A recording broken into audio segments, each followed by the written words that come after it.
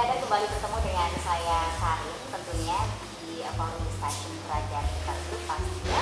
Di kesempatan kali ini luar biasa bintang tamu sudah saya hadirkan di sini sudah banyak sekali. Karena tentunya saya akan mengajak untuk mereka berdiskusi dan ngobrol langsung ya seputar pembahasan yang tentunya akan saya informasikan kepada Anda sejati radar yang nantinya akan menyaksikan tayangan ini. Di kesempatan kali ini kita akan membahas dan berdiskusikan beberapa poin penting di era pandemi saat ini, khususnya dalam dunia pendidikan, yaitu di era pandemi saat ini. Nah, tentunya bersama saya di sini sudah ada bintang tamu yang sangat luar biasa, dan tentunya sudah saya panggil dalam bidangnya masing-masing, dalam segmennya masing-masing tentunya, yang nanti akan saya tanyakan langsung ya, baik itu dari segi SMP, SMA, kemudian SMK dan lain-lain. Bagaimana sih sistem penerapan pendidikan di era pandemi saat ini? Selamat pagi untuk Ibu, Bapak, dan semuanya sudah di sini. Boleh diperkenalkan satu-satu dari mulai yang sebelah kiri saya, tentunya kepada Jaki Radar. Ibu, silakan.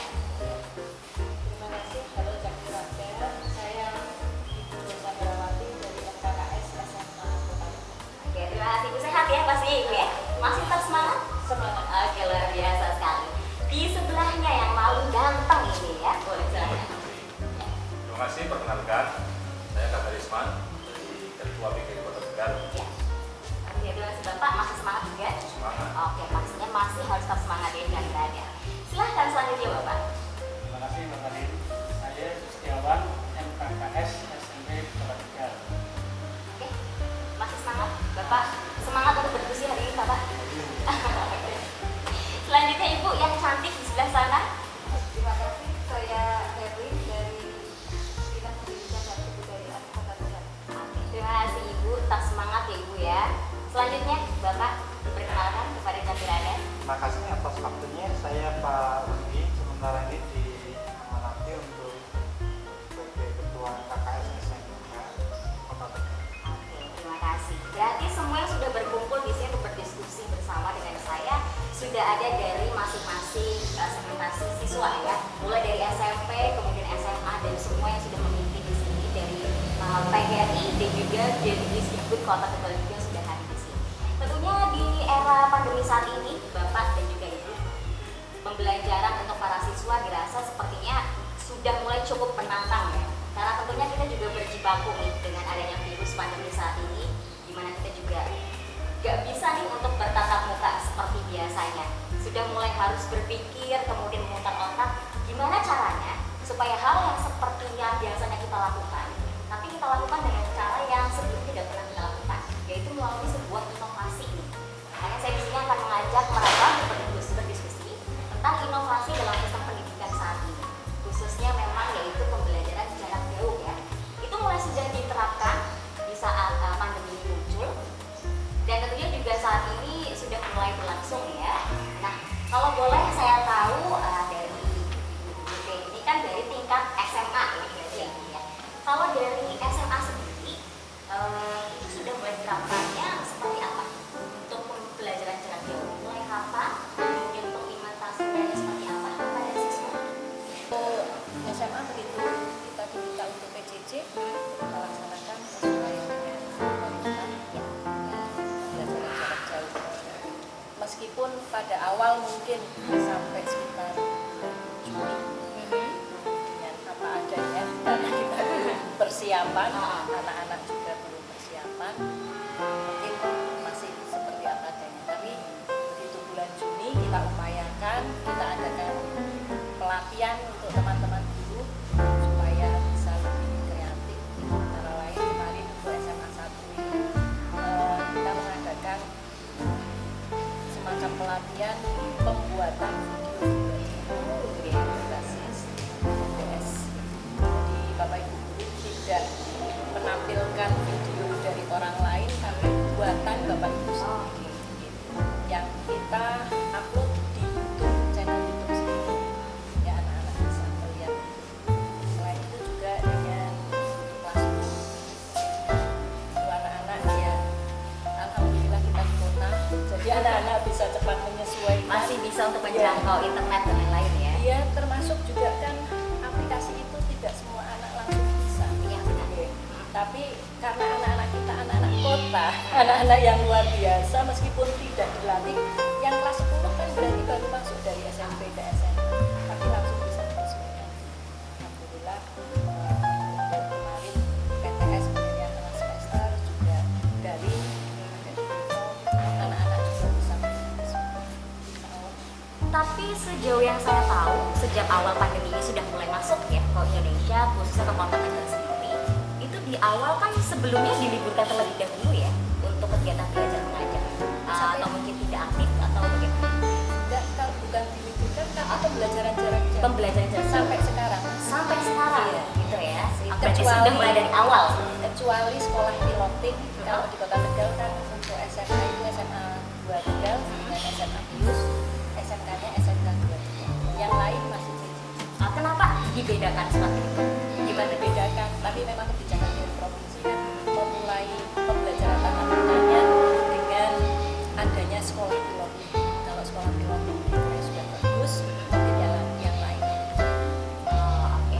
Nah, tapi kemudian kalau tadi Ibu sudah menyebutkan beberapa aplikasi terbaru nih yang bisa digunakan untuk siswa belajar dari jarak jauh begitu ya.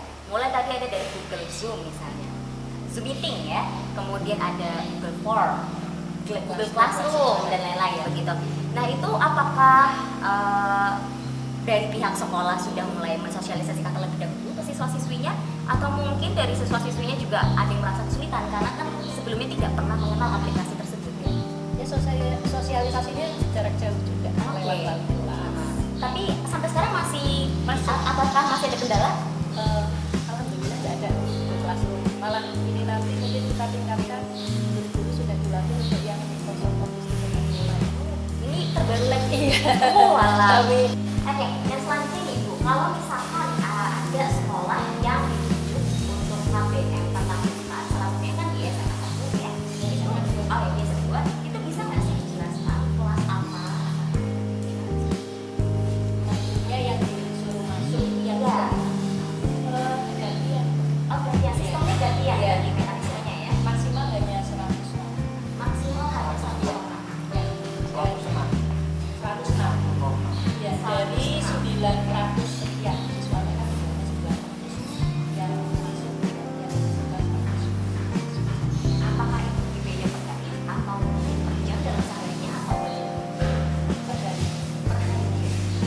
Per hari berarti katakanlah misalnya ada siswa yang masuk ya di sini tapi tidak masuk di Selasa ya. Oh, ini cukup efektif ya. Gurunya kan pembelajarannya juga jadi kombinasi. Jadi sambil mengajar yang kelas, sambil mengajar sebagian siswanya di rumah. Oh, oke. Berarti maksudnya dalam satu hari ada yang melalui Zoom begitu misalnya, tapi ada yang ibu secara langsung begini tatap muka. Tapi sebenarnya itu dua-duanya juga real time sih sebenarnya ya. Oh, oke. Berarti hanya sistem siswanya saja yang berangkat atau melalui Zoom. Oke, saya dapat gambaran. Tapi sebenarnya nih alasannya apa sih yang mungkin bisa memacu pihak sekolah ini melaksanakan KBM dari masing-masing pandemi saat ini? Kemudian kalau tetap dilakukan seperti itu, apakah protokol kesehatan juga terjaga atau Kalau kebijakan dari provinsi, ya, dari protokol kesehatan seperti apa?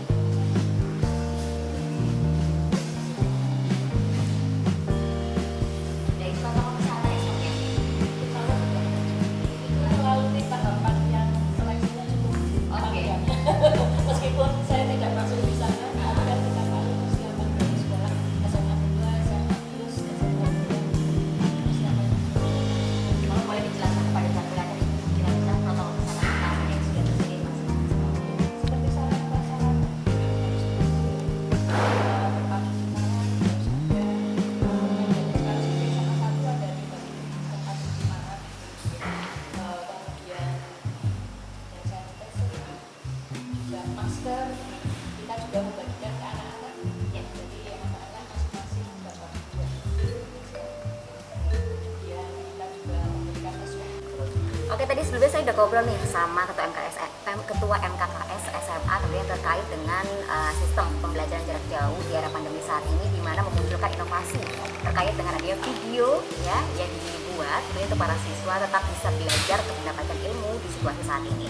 Nah, tapi kalau dari sisi siswa SMP kemudian SMK, boleh saya mau tanya nih sama Pak Rudi, bagaimana sistemasi untuk di SMK sendiri Pak untuk pembelajaran jarak jauhnya?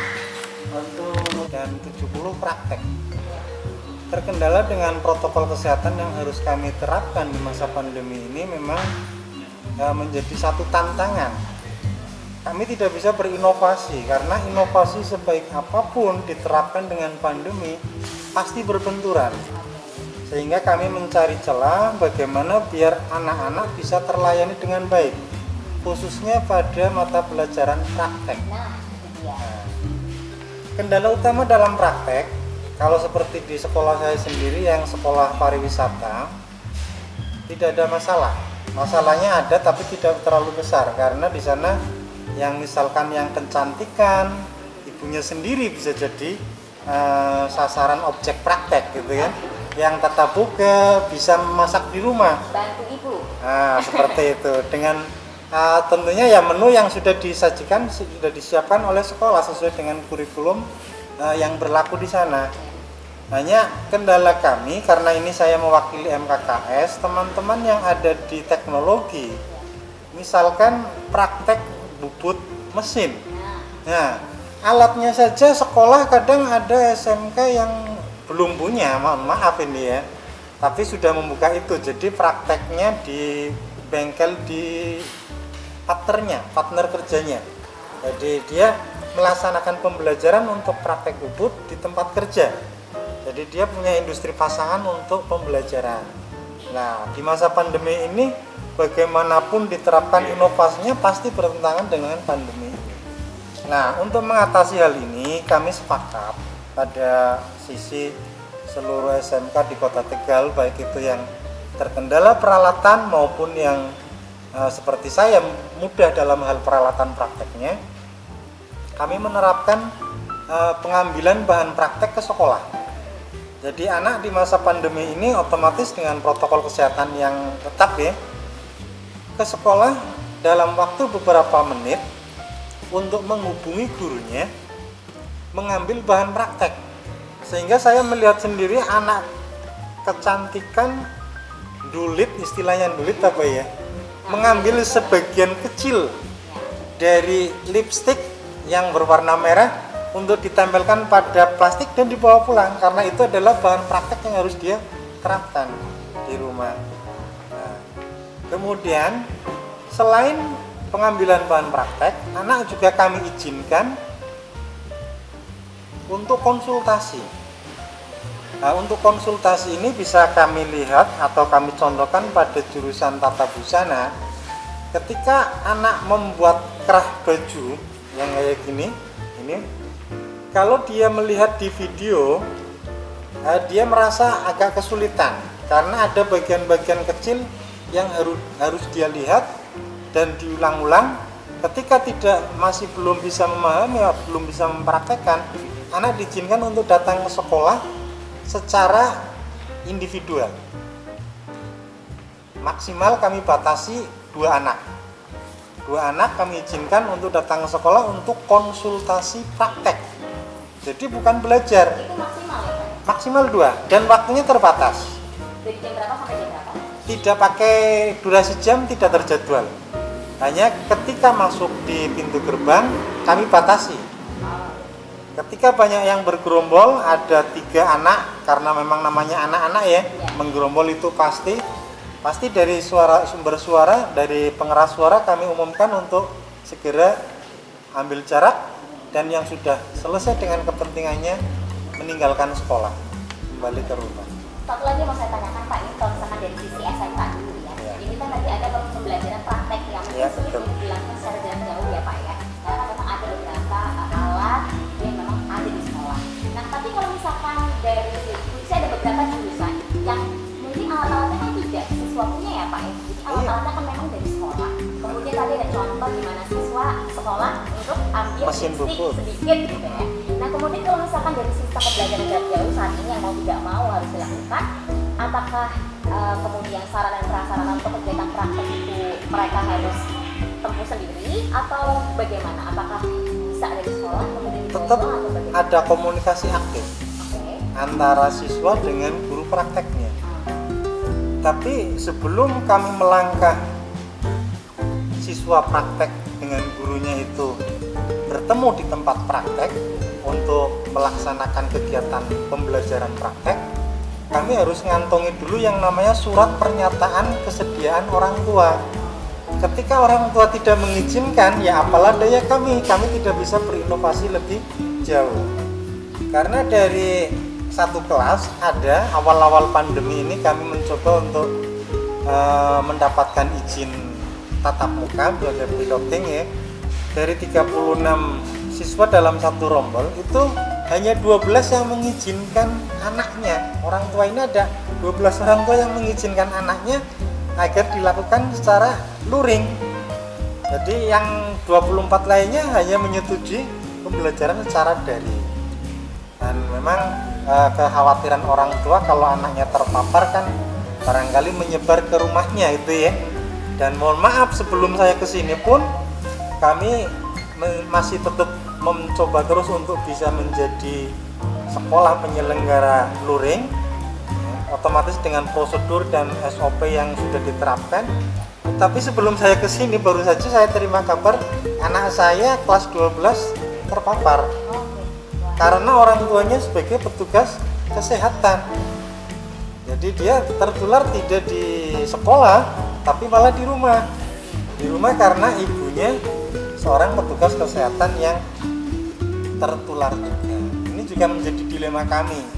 Sedangkan sekolah piloting yang kemarin ada di Kota Tegal SMA 2, ini mohon maaf kami sampaikan di sana juga terpaksa harus ditutup selama 2 pekan karena ada indikasi ada yang tertular. Dan kita tidak tahu tertularnya di sekolah ataupun di mana. Kebanyakan di luar sekolah. Tapi dikhawatirkan sekolah itu sebagai ajang penyebaran. Makanya kita masih tetap menggunakan PJJ, pembelajaran jarak jauh. Begitu ya. Kalau dikatakan pro dan kontra saya tidak setuju ya. Kenapa? Ini dari bicara tingkat kehati-hatian ada yang ceroboh seperti saya mungkin bisa dikatakan kadang teman-teman paruhi ceroboh sekali gitu. Tapi saya sendiri merasa bahwa saya sudah berhati-hati sesuai dengan diri saya sendiri. Jadi ada salaman, ada apa, bagi saya biasa. Tapi saya secara pribadi saya hati-hati ketika saya bersentuhan dengan orang lain. Sebelum menyentuh wajah saya akan membersihkan tangan saya dulu, entah itu dengan hand sanitizer ataupun cuci tangan. Oke, begitu. Terima kasih Pak Mas Trianto untuk tanggapannya. Jauh di SMP sendiri seperti apa?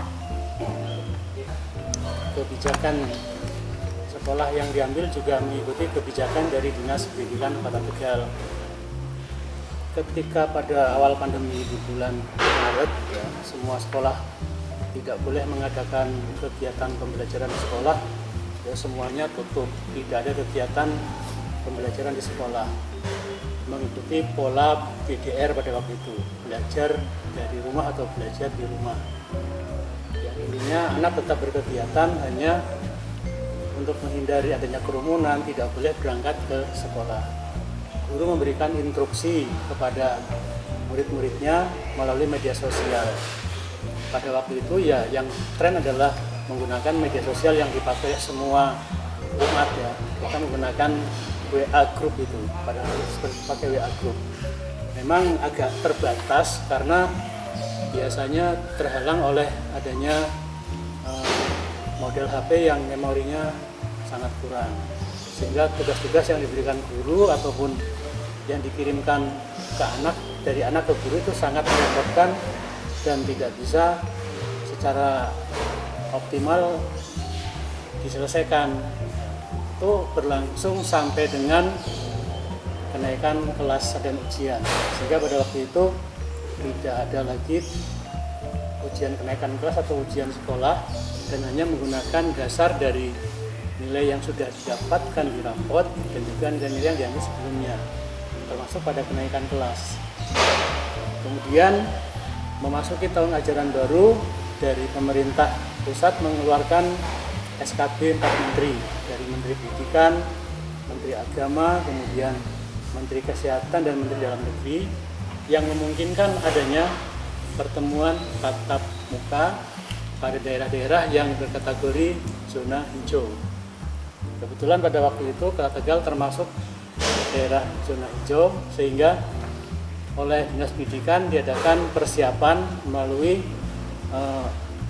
persiapan di sekolah masing-masing dengan memberikan daftar isian yang harus diisi yang terkait dengan persiapan pembelajaran tatap muka.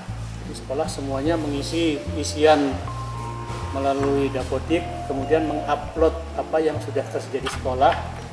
Kemudian setelah itu dari Dinas Pendidikan melakukan verifikasi ke sekolah untuk menentukan sekolah-sekolah yang diizinkan untuk melakukan PTM atau sekolah yang sementara masih melanjutkan dengan PDR ataupun PJJ. Ya.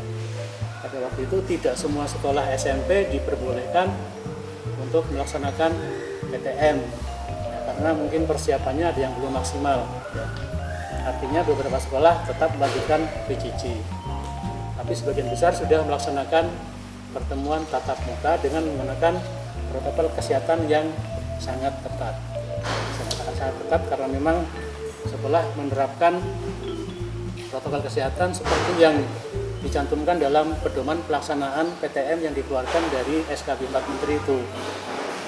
Jadi sarprasnya di sekolah dipenuhi, mulai dari desinfektan, semua ruangan sebelum dipakai kita adakan desinfektan, penyemprotan pada awal tahun pelajaran, kemudian juga tempat cuci tangan diperbanyak, lalu kita buat sekolah-sekolah itu menjadi ruang yang bisa melakukan jaga jarak, ya. Lalu pembiasaan yang sekiranya dapat menyebabkan penularan ditiadakan, seperti mungkin jabat tangan, salaman dan sebagainya itu ditiadakan lebih dahulu. Dan itu sudah sempat berlangsung dari mulai awal Agustus sampai dengan pertengahan September. Ya. Walaupun agak tersendat sedikit ketika dari hasil swab beberapa petugas kesehatan ternyata ada beberapa orang tua dari yang anaknya sekolah di sekolah tertentu dinyatakan positif tertular COVID-19. Jadi sementara sekolah yang pada saat itu orang tuanya ada yang tertular, sementara ditutup dulu untuk melaksanakan PJJ kembali. Kemudian setelah selesai pelaksanaan penutupan itu, jalan lagi mengikuti yang lain. Jadi ada sekolah yang menyusul pelaksanaan PTM-nya setelah diadakan evaluasi. Itu karena memang salah satu prinsip yang digunakan oleh Dinas Pendidikan pada waktu itu adalah keselamatan dan kesehatan peserta didik dan guru itu diutamakan. Jadi ketika ada hal yang dirasa membahayakan, maka pelaksanaan PTM sementara dihentikan terlebih dahulu. Mungkin begitu Mbak Karin. Masa transisi. Oke. Masa transisi itu tidak diperbolehkan mengadakan pembelajaran penuh, baik peserta maupun jadwal pelajarannya diatur sedemikian sehingga potensi untuk penularan itu seminimal mungkin. Artinya untuk masa transisi COVID sudah berlalu dan hampir menginjak pada masa kenormalan baru. Oke. Ketika kenormalan baru SKB 4 Menteri ya, dengan melakukan verifikasi. Kalau untuk SD sendiri kami sudah melakukan verifikasi pada saat bulan September, yaitu dengan memberikan data periksa ke sekolah-sekolah, dan sekolah-sekolah harus mengisi data periksa tersebut. Kemudian dari Dinas Pendidikan juga sudah melakukan verifikasi pada saat bulan September tersebut, dan dari hasil tersebut ada 95% menyatakan menggunakan sistem daring ya untuk pembelajaran, jadi belum bisa dilaksanakan secara tatap muka. Kemudian apabila hasil verifikasi tersebut nanti dari Dinas Pendidikan meminta rekomendasi kepada Dinas Kesehatan apakah sekolah tersebut bisa melakukan pembelajaran tatap muka atau belum. Nah, kalau dari Dinas Kesehatan merekomendasi, maka sekolah akan mengadakan pembelajaran tatap muka, dan apabila Dinas Kesehatan tidak merekomendasi, maka sekolah tersebut harus memperbaiki kesiapan dari sarana prasarana yang harus penuhi dalam data periksa tersebut.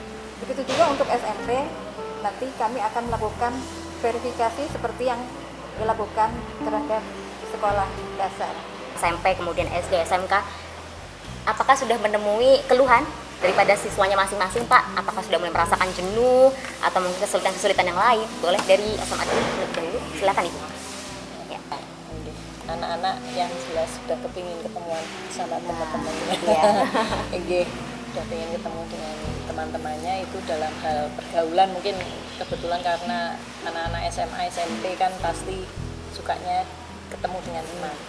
Kemudian tentang pembelajaran, ya banyak materi-materi yang mungkin kalau SMK itu praktek, kalau di SMA juga ada materi-materi yang tidak cukup hanya dengan pembelajaran secara jarak jauh, meskipun guru ada juga yang menjelaskan langsung lewat Zoom meeting, tapi kan nggak bisa terus-terusan karena keterbatasan kuota, takutnya juga nanti membebani anak, sehingga kalau dituruti sih Bapak Ibu guru pinginnya Zoom meeting terus, karena kan pingin supaya bisa menjelaskan secara langsung. Kami juga berusaha mengendalikan Bapak Ibu guru supaya tidak terus-menerus untuk Zoom meeting, kasihan di kuotanya anak-anak. Jadi ya keluhannya anak-anak di materi banyak yang mereka kurang paham. Oke.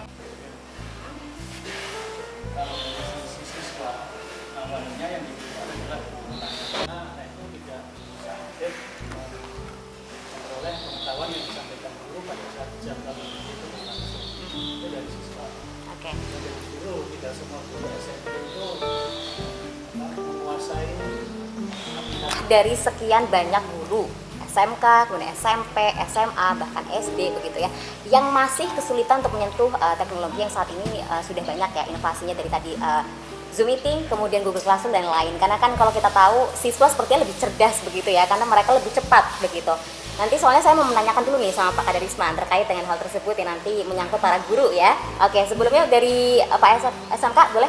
Itu mereka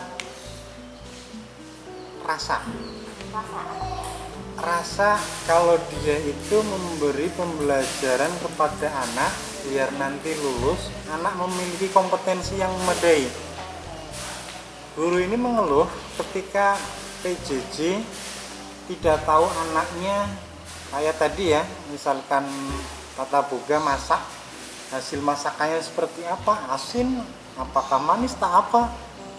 Nah ini guru ini yang mempunyai rasa kalau tidak ingin lulusannya itu mengecewakan masyarakat, karena masyarakat nanti yang akan menggunakan lulusan SMK.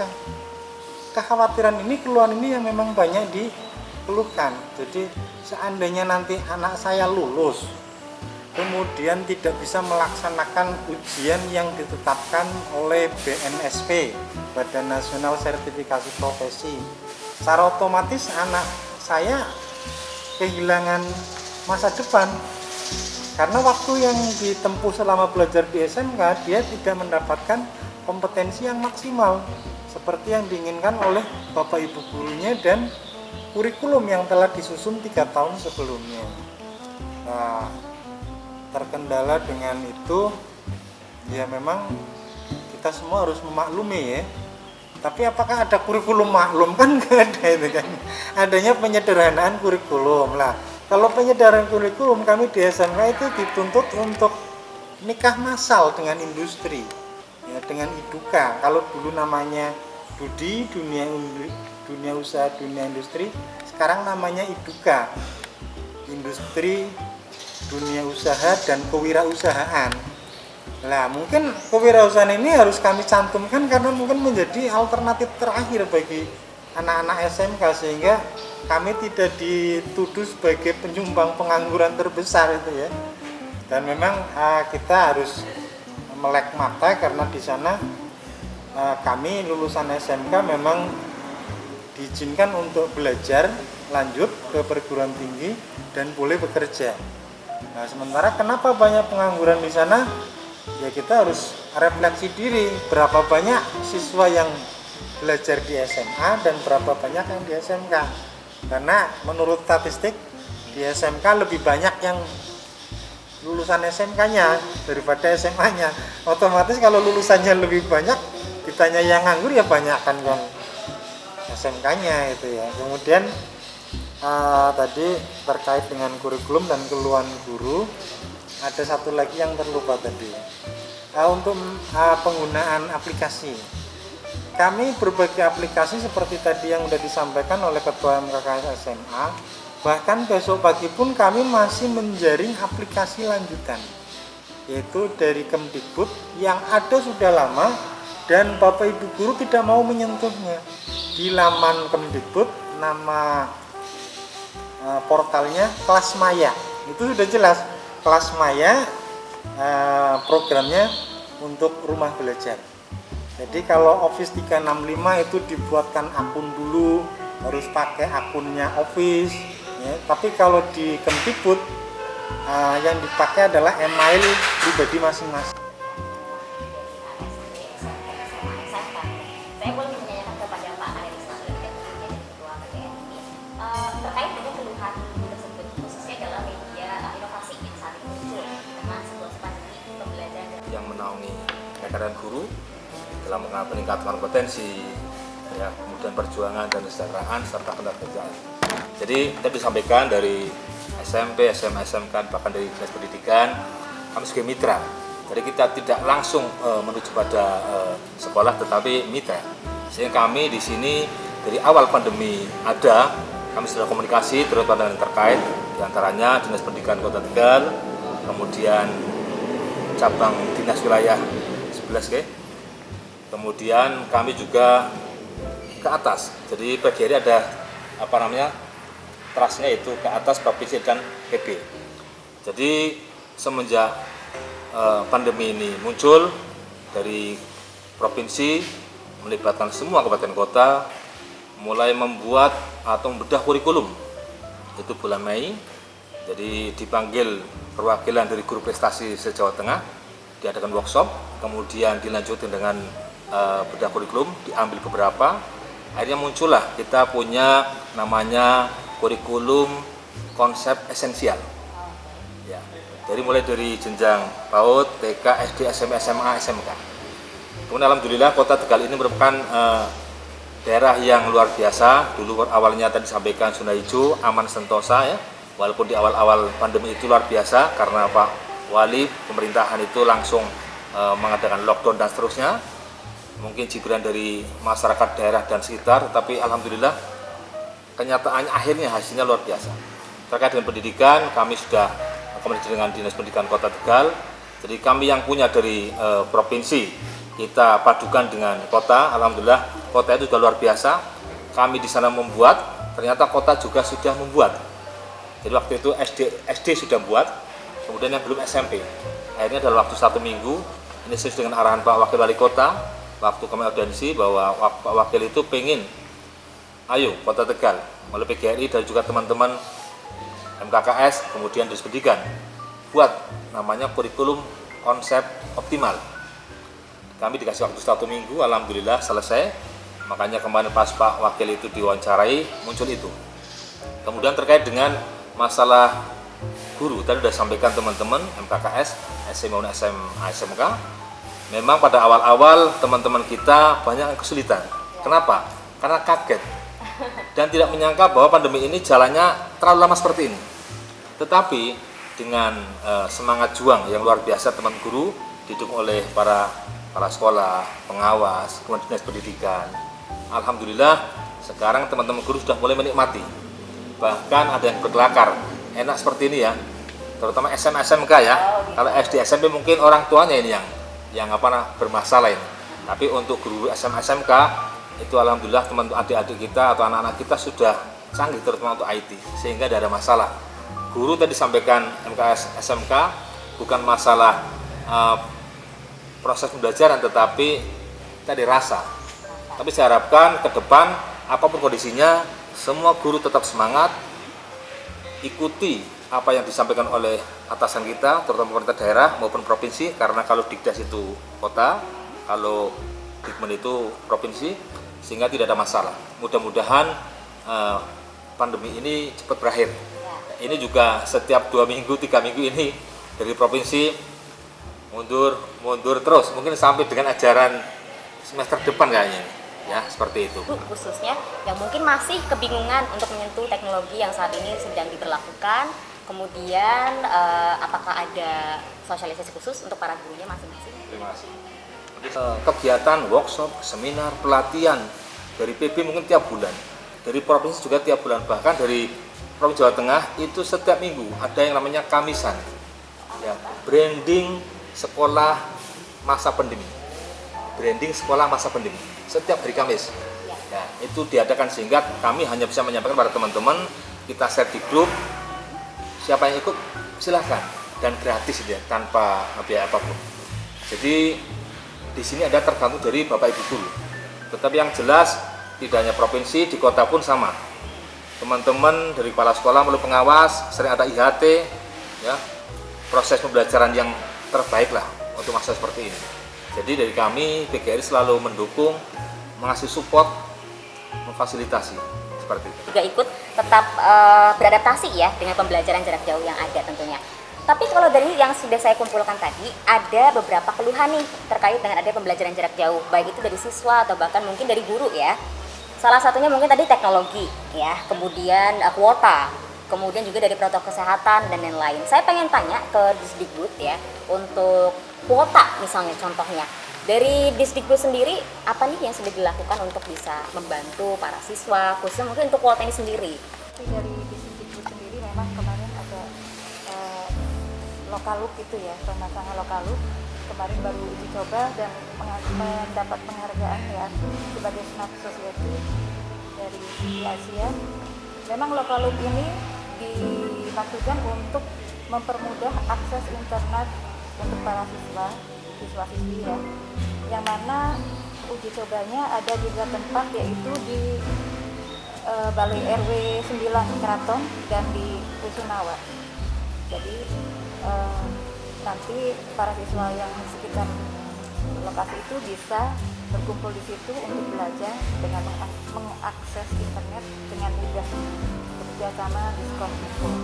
Kemudian ke depan juga akan dibentuk sanggar belajar, yang mana sanggar belajar tersebut ditempatkan di kelurahan-kelurahan. Di kelurahan-kelurahan tersebut nanti akan ada, memang selama ini sudah ada internet ya, jadi para siswa-siswi di sekitar kelurahan bisa belajar secara daring misalnya di pendopo kelurahan secara terbuka, bisa digunakan untuk umum. Iya. Oke. Sosialisasinya apakah sudah sampai di semua guru, PGRI, kemudian para guru yang melalui masing-masing segmen itu? Ya memang seperti untuk guru gitu Pak Kadul Usman, memang untuk guru sudah membuat penyederhanaan pembelajaran bahan ajar ya, yang dibuat oleh tim kreatif guru gitu Pak, yang mana nantinya dibuat suatu blog ya yang akan diberikan kepada para siswa, yang dibuat kalau tidak salah setiap minggu akan berubah ya Pak, setiap mata pelajaran. Jadi itu Mbak tantangannya untuk mempermudah para guru memberikan bahan ajar kepada siswa-siswi tersebut. Itu berarti mulai dipecahkan begitu ya dengan beberapa metode-metode. Khususnya tadi ada inovasi dari pihak Disdikbud, kemudian kalau juga dari guru juga ada inovasi berupa video begitu ya. Berarti sejauh ini kalau dari Disdikbud sendiri saat ini sampai kemudian waktu yang tidak ditentukan nanti ya, karena kan kita juga belum tahu sampai kapan apakah pandemi ini akan berakhir begitu. Yang sekiranya paling cocok kurikulum yang dilakukan untuk siswa dari SD, SMP khususnya, kemudian SMA, SMK dan lain-lain itu apakah sudah pasti pembelajaran jarak jauh dengan kurikulum yang ada saat ini, atau mungkin akan ada pengembangan lain Ibu kira-kira? Tergantung ya, akan dikembalikan ke pembelajaran tatap muka. Kita menunggu situasi yang ada. Zonanya zona apa dulu? Oke, berarti masih tergantung juga dari pemerintah kota Tegal sendiri ya, perkembangan situasi. Berarti akan ada perubahan secara berkala gitu ya, terkait dengan situasi pandemi. Iya. Classroom dan yang lain, tapi nanti akan ada pembaruan tergantung situasi dan kondisi begitu. Nah, kemudian kalau misalkan dari SMA, SMP, dan juga SMK, sejauh ini Bapak apakah ada yang ingin disampaikan? Kategori guru yang ya bisa dikatakan menjelang ke era 4.0 ya. Tapi senior-senior saya kan banyak sekali mereka yang bisa dikatakan sudah tidak mau menyentuh dengan alat-alat elektronika untuk media komunikasi lah. Dengan adanya pandemi ini mereka dituntut kinerjanya karena tidak mau dikatakan, kalau tidak mau dikatakan menerima gaji buta, kerja. Loh ya nggak ada siswanya Pak, pakai media, pakai HP, pakai laptop, berarti harus pegang, jangan takut salah. Itu sisi positifnya kami melihat guru-guru kami itu sekarang sudah bisa menggunakan media komunikasi itu untuk pembelajaran. Jadi meskipun kami dengan ya ketok tular ya dari yang sudah tahu memberi ke yang lainnya sehingga satu orang ini sebagai virus baik di sekolah. Satu orang guru virus baik kami ikutkan diklat kembali ke sekolah, menyebar kepada yang lainnya, saling berbagi. Dan utamanya memang yang agak butuh perhatian khusus itu media interaktifnya. Nah, kalau udah media interaktif, permasalahan yang muncul pasti sama, hampir di semua sekolah sama, yaitu kuota. Nah, kami meskipun sudah ada bantuan dari BOS APBN, kemudian ada dari Kemdikbud yang juga langsung tembak ke nomor aktif ya. Nah, kendala ini juga membawakan kami, Bapak Ibu yang secara legal itu bisa work from home, kami ajak untuk work from office karena kami di sekolah punya jaringan wifi yang free bagi Bapak Ibu guru yang sudah dibuatkan akun masing-masing, sehingga penggunaan wifi itu sesuai dengan kemampuan sekolah ya bisa.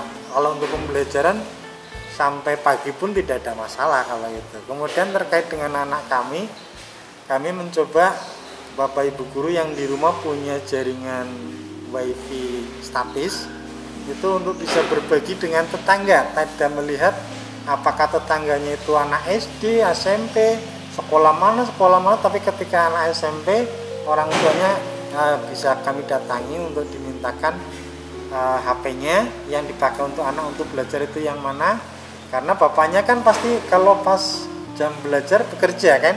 Nah, anaknya kita berikan fasilitas untuk bisa akses ke wifi yang di rumah Bapak Ibu guru yang punya jaringan internet statis.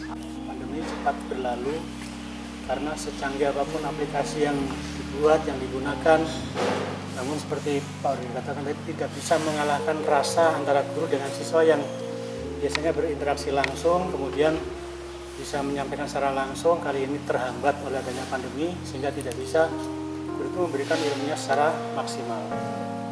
Dan kepada PGRI untuk tidak bosan-bosannya mengajak guru-guru kami untuk menambah pengetahuan melalui kegiatan-kegiatan yang kiranya bisa meningkatkan kompetensi guru di masa pandemi. Terima kasih Pak Hadar atas selama ini telah banyak membantu guru-guru di Kota Tegal kaitannya dengan peningkatan kompetensi. Harapannya ke depan juga lebih baik lagi. Kemudian juga dengan Dinas Pendidikan yang selama ini juga sudah memberikan support yang luar biasa bagi sekolah, terutama SMP, tingkat dasar, sehingga kami masih bisa eksis di masa pandemi di tengah keterbatasan dan kemampuan sekolah masing-masing. Terima kasih Ibu atas dukungannya. Untuk masa pandemi ini ada sisi positif dan negatifnya. Yang positif kita jadi teman-teman guru biasanya kan sibuk, kalau PTM itu sudah sibuk bergumul dengan anak-anak, biasanya tidak memikirkan olahraga. Ya. Di masa pandemi ini Bapak Ibu guru bisa olahraga Mbak Kali. Luar biasa. Alhamdulillah kalau begitu. setiap hari Jumat itu kita bisa ketemu bareng-bareng dengan teman-teman untuk tadi berolahraga bersama. Jadi, karena anak-anak kan di rumah, jadi kita lebih lentur untuk mengatur waktunya. Protokol kesehatannya masih tetap diperhatikan? Insya Allah masih Oke, bisa. luar Di biasa. sini kan luas. Oke. Demikian juga dengan berbagi di masyarakat, kita juga mengadakan ponggol gratis tiap hari Jumat. Luar Iya, biasa. dari Bapak Ibu guru dan teman-teman karyawan. Kemudian juga dari pemerintah provinsi itu juga menuntut kita untuk lebih, tadi yang disampaikan Pak Rudi, kalau tadinya Bapak Ibu guru mungkin HP itu apa adanya yang jadul, sekarang dituntut harus yang bagus karena aplikasi untuk presensinya pakai di sini. Nah, itu dia. Sinaga. Kalau HP-nya tidak yang Android tidak bisa Mbak Karin. Jadi Bapak Ibu guru memang di masa pandemi ini, mulainya juga di masa pandemi kita presensi menggunakan HP lewat aplikasi Sinaga dan semuanya sudah di sini semuanya. Masalah kepegawaian kita itu ada di aplikasi ini. Jadi ya paling tidak pandemi ini juga membawa berkah. Baik. Berarti kalau Meskipun- dari Bu Rosa positif, ngambil sisi positifnya Iya, ya. ada sih. Kalau kita mengambil negatif terus, maka aura negatif yang kita dapatkan. Luar biasa. Iya. Oke, terima kasih. Oke, yang dirasakan demikian obrolan saya dengan perwakilan dari Ketua PGRI, kemudian Ketua Diskusi Tegal. Mohon maaf, Sekretaris Dinas Pendidikan dan Kebudayaan Kota Tegal, kemudian dari perwakilan MKKS Kota Tegal, yaitu dari SMP, kemudian SMK, sampai SMA yang sudah saya atur nomor ya. Sekali lagi terima kasih banyak Ibu Rosa dari MKKS SMA, kemudian dari Pak Kadarisman ya, Ketua PGRI, Pak Adi Setiawan dari MKKS SMP, Ibu Herlin dari Diskusi Kota Tegal, dan yang terakhir Pak Mas Sugianto dari MKKS SMK. Mudah-mudahan cukup menjawab pertanyaan-pertanyaan atau bahkan mungkin yang belum diketahui oleh para siswa, tentunya untuk bisa banyak tahu dari sisi mereka nih seperti apa pendapatnya tentang pembelajaran jarak jauh di era pandemi saat ini.